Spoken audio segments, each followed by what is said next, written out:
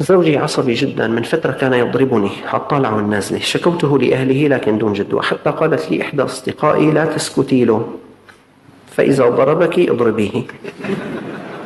ونعم الصحبة. فعلا لما إجا يضربني خبطته بجهاز الريموت. ممتاز. وكل ما يضربني أضربه حتى صار ما يسترجي يضربني.